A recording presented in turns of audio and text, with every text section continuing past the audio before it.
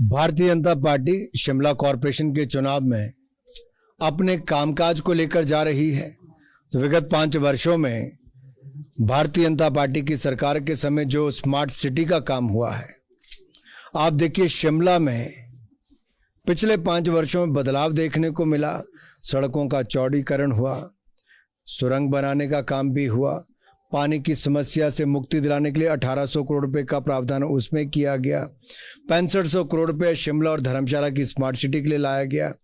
यही नहीं, यहाँ पर बाकी सुविधाएं स्वास्थ्य से लेकर सड़कों से लेकर पानी से लेकर हर जो मांग यहाँ के लोगों की थी वो पूरा करने का काम भारतीय जनता पार्टी की सरकार ने किया था। उस समय हमारे यहाँ के प्रतिनिधि और मंत्री आदरणीय सुरेश भारद्वाज जी थे जयराम जी की सरकार में। बहुत एक एक हिस्से में एक एक वार्ड में अभूतपूर्व विकास यहाँ पे करने का काम किया। आज भी हम किसी वार्ड में जाते हैं तो लोग कहते हैं ये तो भाजपा ने करवाया, ये भी भाजपा ने करवाया। शिमला का सौंदर्यकरण भी भारतीय जनता पार्टी के समय हुआ। तो लोग भारतीय जनता पार्टी को वोट देने के लिए दिल से तैयार हैं। और कांग्रेस की गारंटियां 5 महीने में फेल हो गई। अब कांग्रेस इस चुनाव में गारंटी देने भी आगे नहीं आ रही, मुकर रही है, भाग रही है, क्योंकि पता गारंटी बोलेंगे तो लोग पूछेंगे भाई 5 महीने पहले कहा था उसका क्या हुआ। तो अब नई बात लाए, वादे लेकिन इरादे नेक नहीं है। और जब इरादे नेक नहीं और गारंटियां फेल हो चुकी हैं तो जनता वोट की चोट देगी कांग्रेस को और कहेगी कि मुकरो मत अपनी गारंटियों से, और शिमला का चुनाव इनको चोट देकर रहेगा। इम्पैक्ट देखते हैं सर आप इन चुनावों का, खासकर 2024 में हिमाचल के ऊपर। 2024 का कॉरपोरेशन के चुनाव से क्या लेना देना। 2024 तो नरेंद्र मोदी जी के नेतृत्व में लड़ा जाएगा। नरेंद्र मोदी जी की उपलब्धियां, भारत का मान सम्मान पूरे विश्व में बढ़ाना। कहां 5 लड़खड़ाती चरमराती अर्थव्यवस्थाओं में भारत था, आज दुनिया की 5वीं सबसे बड़ी अर्थव्यवस्था बना है। भारतीय जनता पार्टी ने देश में 45 करोड़ बैंक खाते हो, 9.5 करोड़ बहनों को रसोई गैस के सिलेंडर हो, 11.5 करोड़ बहनों को नल से जल देने का काम हो, 60 करोड़ लोगों को 5 लाख का मुफ्त में इलाज हो, 12 किलोमीटर सड़क से बढ़ाकर 37 किलोमीटर सड़क एक दिन में बनाने का काम हो, रेलवे 2.5 किलोमीटर बनती थी आज 9 किलोमीटर बनती है, बजट रेलवे का 9 गुना कर देने की बात हो, खेलकूद का बजट 3.5 गुना ज्यादा कर देने की बात। ये सब किसने किया? ये मोदी जी की सरकार ने किया। नई ऊंचाइयों पर पहुंचाया, अलग अलग क्षेत्रों में मैन्युफैक्चरिंग का हब हिंदुस्तान को बनाया है। आज देखिए, जो 50 किलो की आप खाद की बोरी लेके जाते थे, आज नैनो ईयर एक प्लास्टिक की बोतल में आप उससे काम चला लोगे, आधे दाम पे आपको मिलेगा। किसानों की आय बढ़ाने का काम किया, भारत की अर्थव्यवस्था को आगे बढ़ाने का काम किया। तो हर क्षेत्र में जब मोदी जी की सरकार ने काम किया तो वोट मोदी जी का नेतृत्व, ईमानदारी और उनके काम पे मिलेगा। नॉर्थ बंगाल पुलिस स्टेशन है, ममता बनर्जी भारतीय जनता पार्टी को। देखिए, पश्चिम बंगाल की परिस्थिति कि जब तृणमूल के कार्यकर्ता हुल्लड़बाजी करते हैं, रामनवमी के समय कुछ उपद्रवी राम भक्तों के ऊपर पथराव आगजनी करते हैं, उस समय तो वहां की पुलिस बिल्कुल चुप बैठी रहती है।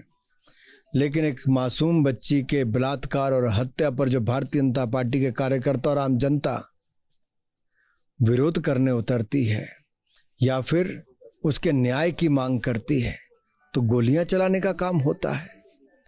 कानून व्यवस्था पूरी तरह से चरमरा गई है पश्चिम बंगाल में। ये हालत है ममता जी की वहां पे कि एक महिला मुख्यमंत्री के होते अगर बेटी को न्याय ना मिल पाए, महिलाओं को न्याय ना मिल पाए, अत्याचार को बढ़ावा मिलेगा, तो ममता जी में ममता की बहुत कमी है। हिमाचल में चुनावों के बीच प्रदेश ले गए, कितना इम्पैक्ट होगा? बहुत सारे राज्यों में बदले गए, हर 3 साल बाद बदले जाते हैं। ये प्रक्रिया है संगठन की, नई नई जिम्मेदारियां मिलती हैं और आगे बढ़ने का अवसर भी मिलता है। सर, पंजाब के 5 बार के मुख्यमंत्री प्रकाश सिंह बादल का निधन हुआ है, उस पर आपकी प्रतिक्रिया चाहेंगे? प्रकाश सिंह बादल जी ने बहुत संघर्ष किया और बहुत लंबे समय तक सेवा भी की। उनका जीवन पंजाब के लिए, पंजाबियत के लिए और देश के लिए समर्पित था। उन्होंने भाईचारे को सदा आगे प्राथमिकता दी, देश को प्राथमिकता दी। पंजाब की जो सुरक्षा है और कानून व्यवस्था है उसको सदा प्राथमिकता दी। और उनसे, उनके जीवन से एक बात सीखने वाली बहुत है। बहुत मेहनती भी थे और समय के बड़े पक्के थे।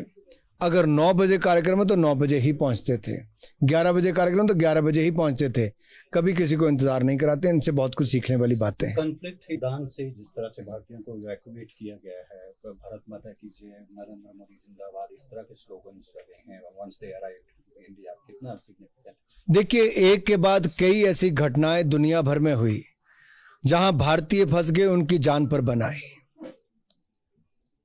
लीबिया, सीरिया, टर्की, कई जगह से अगर आप देखोगे, और फिर यूक्रेन, वहां पर भी 27,000 विद्यार्थी फंसे थे। मोदी जी की सरकार ने 5-7 लगते देशों से बात कर, वहां से अपने बच्चों को निकाल, यूक्रेन की सरकार से बात कर, रशिया से बात कर, एक भी खरोंच नहीं लगने दी थी, वापस बुलाया था।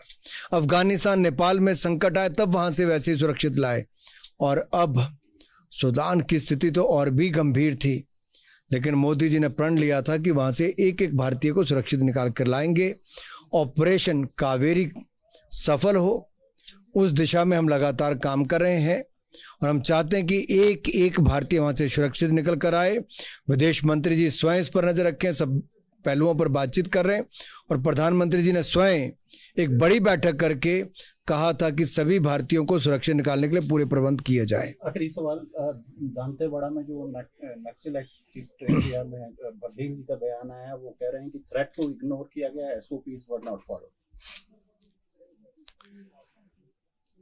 मैं तो इतना ही कहूँगा, ये जो दांतेवाड़ा में नक्सलवादी हमला हुआ है, जिसमें हमारे 11 बहादुर जवानों की शहादत हुई, मैं इस हमले की निंदा भी करता हूं।